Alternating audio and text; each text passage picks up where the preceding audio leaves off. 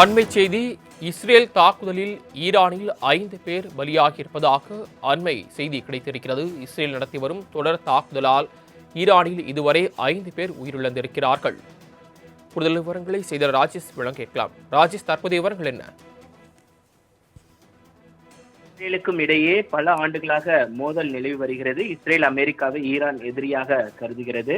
இஸ்ரேலும் அமெரிக்காவும் அழிக்கப்பட வேண்டும் என்ற முழக்கத்தோடு ஈரான் தொடர்ந்து கூறி வந்த நிலையில்தான் இந்த போர் பதட்டம் என்பது அதிகரித்திருக்கிறது. இஸ்ரேலுக்கு அண்டை நாடான லெபனானில் இருக்கக்கூடிய ஆயுதக்குழுவுக்கும் ஏமனின் ஹவுதி கிளர்ச்சியாளர்களுக்கும் காசா முனையில் ஏற்கனவே ஈரான் ஆதரவு அளித்ததன் காரணமாக இந்த பிரச்சனை என்பது விஸ்வரூபம் எடுத்திருக்கக்கூடிய சூழலில் மத்திய கிழக்கு நாடுகளில் பதட்டமான ஒரு சூழல் நிலவுகிறது.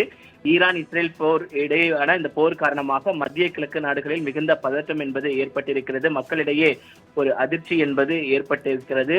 தெற்கு ஈரானில் இஸ்ரேல் ராணுவம் தொடர்ச்சியாக தாக்குதல் நடத்தி வருவதன் காரணமாக அங்கு பதட்டம் ஏற்பட்டிருக்கிறது. தெற்கு ஈரானில் இருக்கக்கூடிய ராணுவ தளங்களை குறிவைத்து தாக்கி வருகிறது இஸ்ரேல் தாக்குதலை எதிர்த்து ஈரான் அடுத்தடுத்த ஏவுகணைகளை வீசி தாக்குவதால் அங்கு மிகப்பெரிய ஒரு பதட்டம் என்பது ஏற்பட்டிருக்கிறது. ஏற்கனவே ஈரானை பொறுத்த வரைக்குமே பொதுமக்கள் யாரும் வீடுகளை விட்டு வெளியே வர வேண்டாம், வீடுகளிலே இருக்க வேண்டும் என்று அறிவுறுத்திருக்கக்கூடிய சூழ்நிலையில்தான் இஸ்ரேல் அமெரிக்கா என 2 பேரும் சேர்ந்து தாக்குவதன் காரணமாக ஈரானில் பதட்டமான ஒரு சூழல் என்பது ஏற்பட்டிருக்கிறது.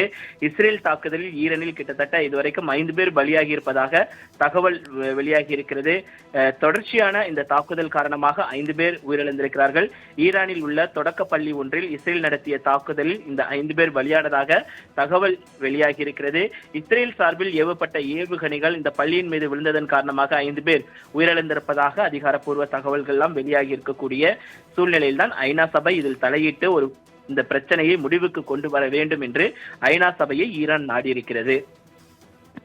தாங்கள் வழங்கிய தகவல்களுக்கு நன்றி ராஜேஷ்.